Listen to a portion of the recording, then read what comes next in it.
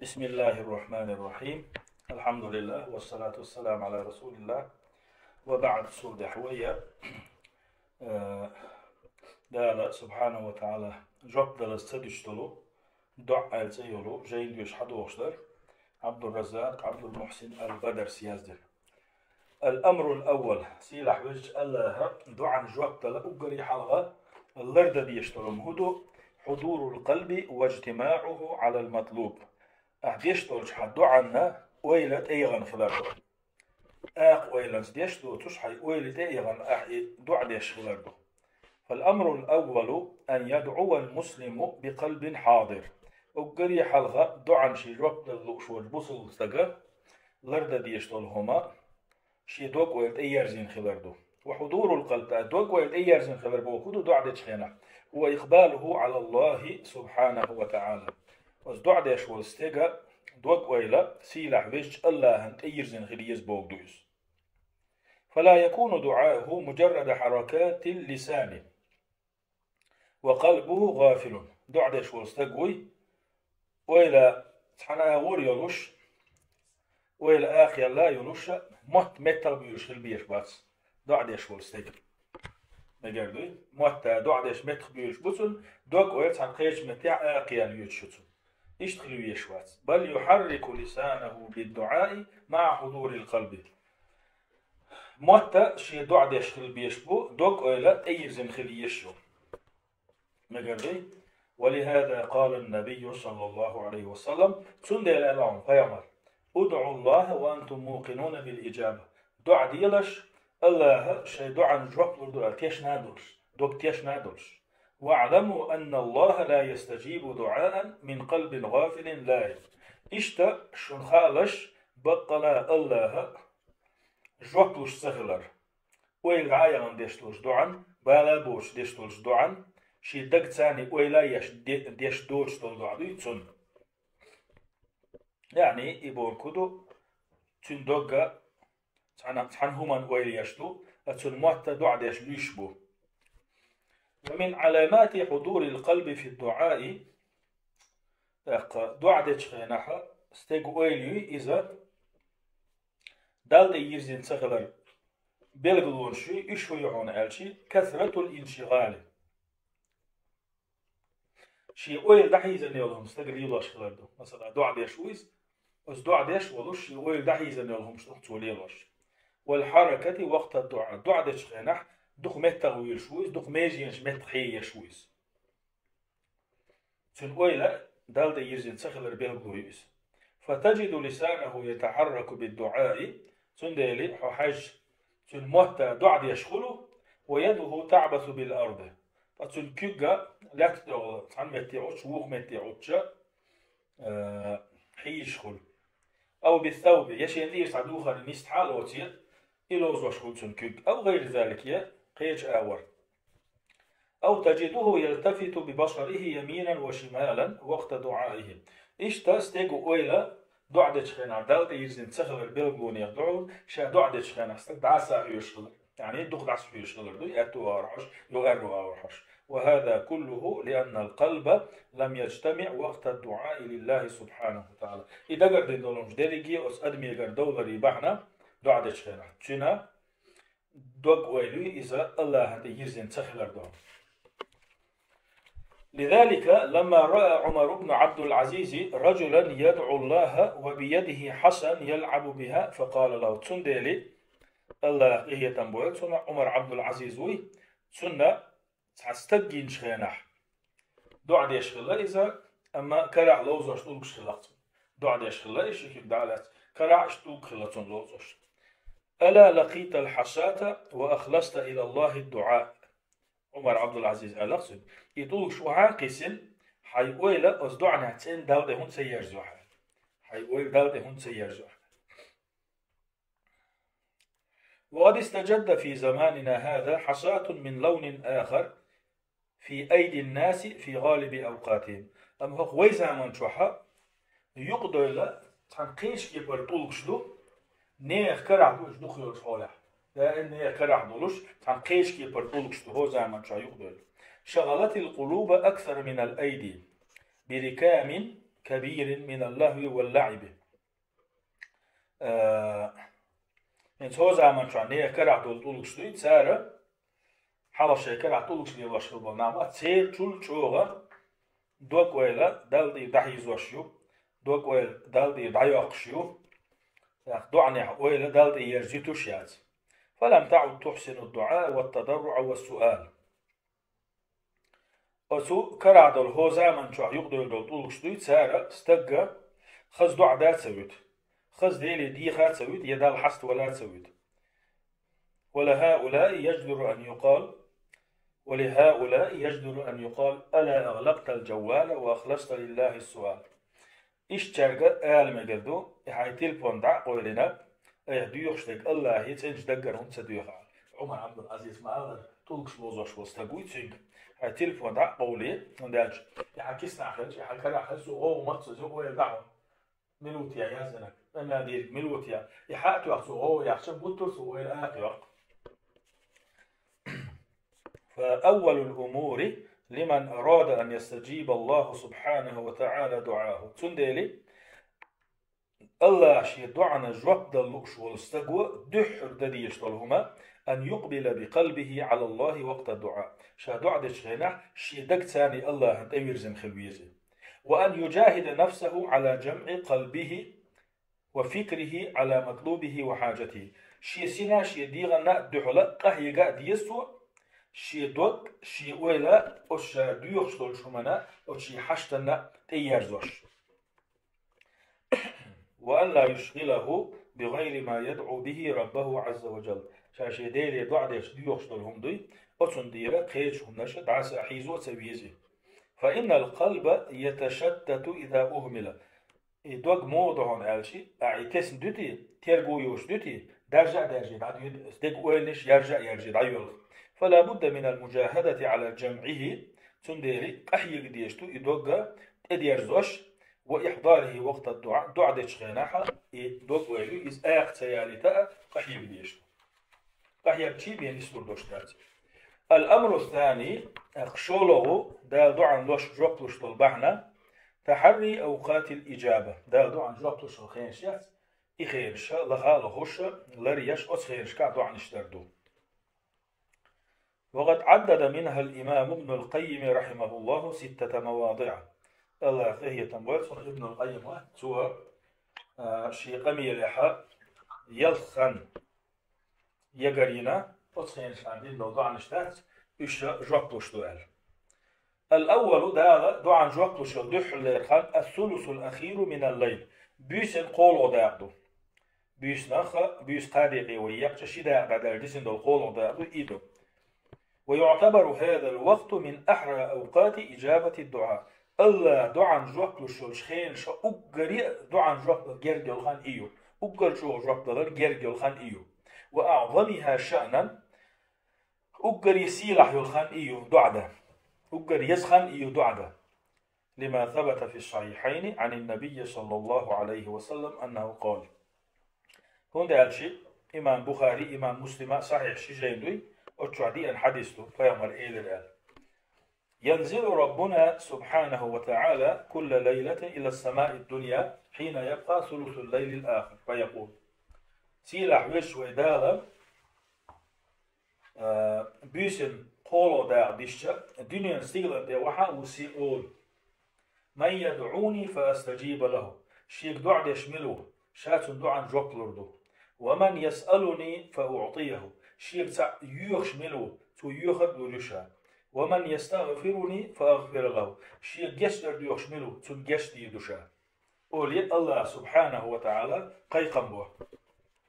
فدل الحديث أن هذا الوقت العظيم المبارك من أحرى أوقات الإجابة. أس حديثه وين بيلقلدو أس حديثه وين قيتو إبياركتي سيلح يوشل خانيوي بيشن قولو داق دعنا أقري جوب الجرق خان خلر. فينبغي لكل مسلم أن يجتهد في اغتنام هذا الوقت. أسخينا دعاء ديشا فيد يتشا هورا بسلطة قحيق ديز وأن يحرص كل الحرص على أن لا يفوت ليلة إلا ويدعو الله سبحانه وتعالى في هذا الوقت المبارك. هور بسولتك قحي قاديس هور بسولتك سيتر خلاء ويزا بيسنا قولو دا ديش دول دعدوي إذا سحنا بيسن اختدالي تغيرش وبيركتي يلخانشو ساعة بيسن اختيالي تغيرش دعدس. الثاني شولو دا دعنا جوكلو الشلخان عند الأذان ملقى الشلخان ملقى الشلخان أذان دي الشلخان أي بعد الأذان مباشرة أذان مدينة يحيي الخان بعد الأذان مباشرة أذان دين موالع تحيي دين دوضعنا دا الجوكلوشتو فإن هذا وقت عظيم إذا توصيل خانيشون في تحري الدعاء تخينح دعاء ذريش وهو موضع يختلف عن الموضع الثالث الآتي قول ويحول رشقيس خانيو تاشنقع باشخلشون يعني بين الأذان والإقامة ملقى خان إقامة لأنه يقعد عند الدعاء دا الجوكلوشتو أما ويهينز بيشتك كنقدو فإن النصوص دلت على أن من استمع إلى الأذان حديث اشكاح بالقلدندو نجح سنة استقوش الملقى خش وردد خلف المؤذن إذ ملقى شو أوشتك إحر آلاء تنتحي آلاء ثم دعا بعد ذلك مباشرة تدعدق ملقى خن إيوال مبلي فإن دعاه مستجاب تودين دو دعا دا الجوكلشتو لما رواه عبد الله بن عمرو رضي الله عنهما الله رزق لين عبد الله بن عمرو توديس حديث له أن رجلا قال للنبي صلى الله عليه وسلم تنستقى فيا مريم إيلر بوخ يا رسول الله هي الله يلج إن المؤذنين يفضلوننا سبقونا بالفضل إموال خيخش بشا تقول بزمبو إهدو تيعال فقال النبي صلى الله عليه وسلم تاخ بيامر إيلر قل كما يقولون دلع أحديئا تار ملقو يخشنا أوشتك إحر آلاء آلي فإذا انتهيت فسل تعطى إمالقى يخلوال مبالي حين وبياح الله حون دي زق مردون سوحون إيلرست يشتغل بزهن بو الخاتشة بيامر صلى الله عليه وسلم استغنى يزعم اليوزيتنق إمالقى يخشنا إحر آلي إمالقى يخل مبالي دعا دي حين دي زق دوش حون دي زق حون أردون بهذا فدل الحديث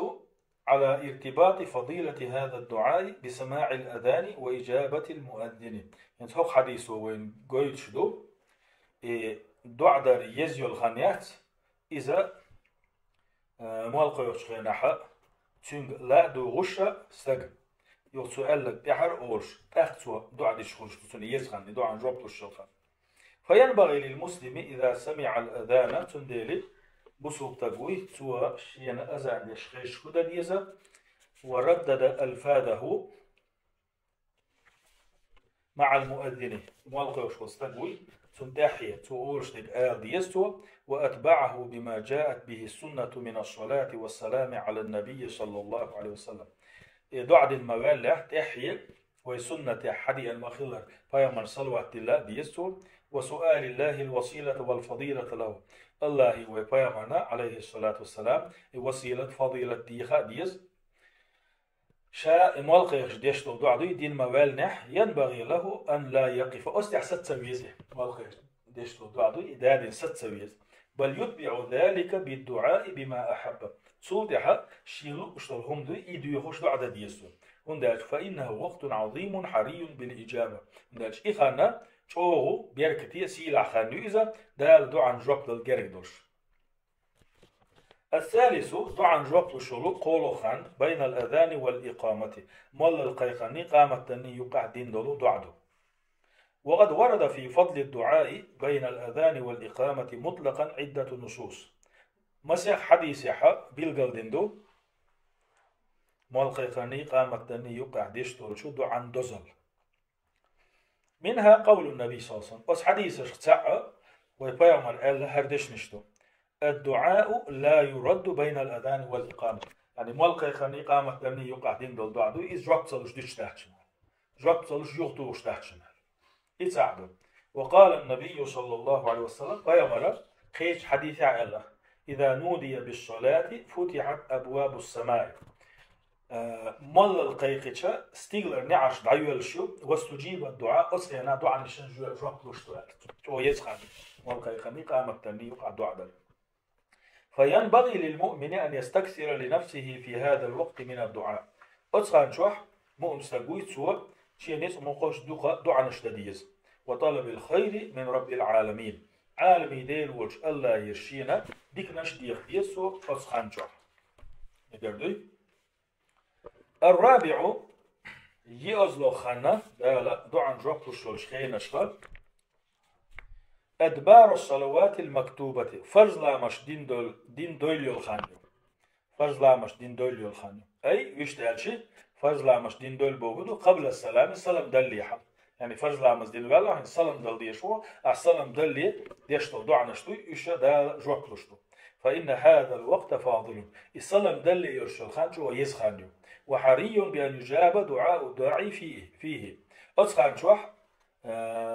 دعاء ديشوا ديهان دول شو منا جوك للجرقادو هندو لأنه اجتمعت فيه العديد من أسباب إجابة الدعاء. أسخن أحد دالة دعاء جوك لشتول مسيح وعن مستجع بودر مثلا لامس ديش وقس لامس ديش ورشد سلام دلية تدعى الخاني أسخن أحد دعاء جوك لشتول سمع عن سهول سجع بودر مسيح بعن هولسن بودر. حيال فالمسلم يكون متطهرا سعد الله أسخن بصوب تقواس لامس كرع تشخلص لامس كرع خلال دعاء جوك لشبعنده ومستقبلا للقبلة قلبي حاوزنا خلص دعاء داري غلق الشغل ويكبر الله ويعظمه ويتلو كلامه درج يلامزع الله أكبر أولوش الله وزويش الله سيلع ويشتو دشنش أولوش دير كلام دوي قرآن إديوش شويس ثم يركع ويسجد خضوعا وذلا لله رب العالمين سبحانه وتعالى خداع الله ركوع شوي سجود شوي عالمي ديل والله وي تن متحخلش تن حصلش. ثم إذا جلس للتشهد بعد هذه الأعمال العظيمة يقير عملش ينأول تودع أتحيات ديش وحوئز أتحيات ديش وحيش يبدأ بتحية الله سبحانه وتعالى وتعظيمه الله لارن بيشتو دشنشتوي إش عو الله الله وزو يشتو دشنش عو الله التحيات لله التحيات لله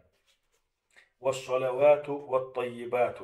وبعدها ينطق بشهادة التوحيد لله سبحانه وتعالى تودع سيلع بز الله تعالى يشتلو شهادة دالدة أشهد أن لا إله إلا الله ثم يصلي على النبي صلى الله عليه وسلم بأكمل الصلوات تودع ويبرمرا دزن دو صلوات ديلسو وهي الصلاة الإبراهيمية إبراهيمي صلوات أوشتو سلام دوخس نقردو إدريجي عملش لا مزدع يشتو. فجميع ما تقدم من مواقف العبودية الجليلة إدريجي ويدقر من دول عبادات سيلح دول عبادات لا مزيخوات الوستق الله عنده حديشتون تجعل هذا الموطن من أهم أوقات إجابة الله عز وجل أقري كيرتا لا مي خانيو دعوة يتسو إخان الله دعاء جوكلوش لدعاء السائلين المصلين شيء لا مش تنديلي هم ديوش بالنابوي سيدعاء الله جوكلوش أقريا سيلح يلوه كيرتلو متيجي دعوتيو. ولهذا جاء في حديث ابن مسعود رضي الله عنه تندل ابن مسعود الله عليه وسلم تو ديسن شو حديث عدو في تعليم النبي صلى الله عليه وسلم للتشهد فيمر أتحيات شائح وشنا أتحيات عام وشنا في آخره تحر إيلر ثم يتخير من الدعاء أعجبه إليه فيدعو شاء أتحيات ديش والشي شهادة دارنا والشي فيمر صلى الله عليه وسلم صلوات دلنا والشي تخشين له اشتروا دعاء ديس أصحان شو على فيدعو شين له اشتروا دعاء بالقلبنا ديلي دعاء ديس بجد إخانا ده دعاء الوقت مش خانة. الخامس ده دعاء الوقت وشلو قول خانة عند صعود الإمام يوم الجمعة على المنبر إمامي إذا رزمان دينح خطب ديشة منبر ده حلوة الخانيو حتى تقضى الصلاة إلى مسجد دالت يعني إمام منبر ده حلوة الخانديرة رزمان لا مسجد دالت الخانيو إذا ده دعاء الوقت وشخانيو. وذلك لما صح عن النبي صلى الله عليه وسلم أنه قال هندي أشي ويبيامر يرى بوختني برش حديث دو بس حديث يعبوه إن في الجمعة لساعة لا يوافقها مسلم قائم يصلي رزمان دينا خانيو نجعسن أسخان شوح استقى لامز يعني نصلح يسأل الله خيرا ديلي ديكنيك ديوش إن يصلح إلا أعطاه إياه دالة توديحنا دوي إذا تدلس تدوش وقال بيده يقللها أتسع بيامر صلى الله عليه وسلم شكيل تنساني إشاريرة إخان جو قزكلا بالبلش إخان قزكلا بالبلش ما قردوي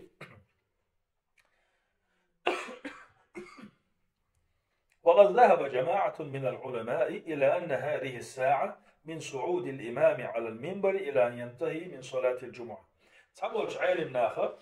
أزرزبان دين أحدالة جربتو شلخاني إذا إمام خطب ديش منبر تحلوالج خينا دعي والله يرزبان لامز دين دالس لحت شلال تقول عالم